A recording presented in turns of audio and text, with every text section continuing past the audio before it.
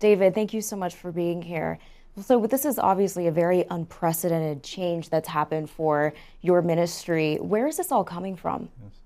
Well, I think in Israel, it's like a national pastime for Israelis to complain about the tax authority and the Ministry of Interior. So we're just like everyone else, suffering with their slow and sometimes unthought out decisions. But we've had periods of trouble in getting visas before for our staff from abroad, but we've never gone public with it, usually worked it out in private. But we've faced about a 3-year period now because of COVID, because of 5 elections in 3.5 years. Mid-level bureaucrats in a lot of these ministries have been free to make their own decisions without proper supervision from above, from people who sort of see the wider picture of, say, the Christian support for Israel, how strategic it is for the Jewish state. And so we've faced certain bureaucrats, I'd say, with a bias against Christians that are trying to squeeze us out of all our visa categories, to where going forward, long term, it would be hard to operate under these conditions. We have been told for 3.5 years that it's under review, to go find some sort of arrangement we can all work with.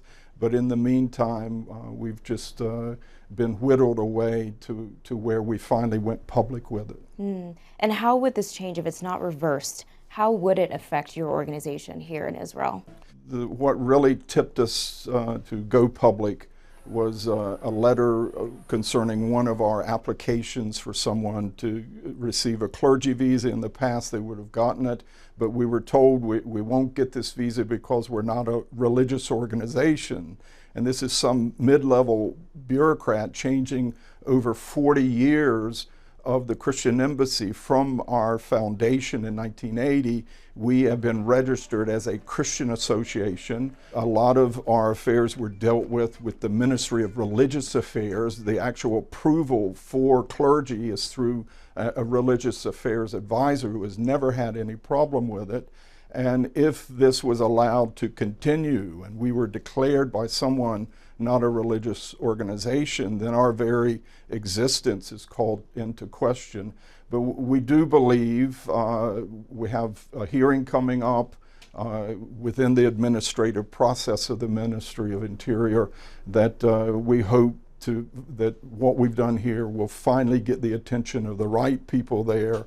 We've had intervention from the highest levels of the foreign ministry and others. It hasn't got their attention, but we hope now things will start turning around for us. Great, so there's a possibility that it could be reversed. And yes. Great. Yeah. David, thank you so much for joining us.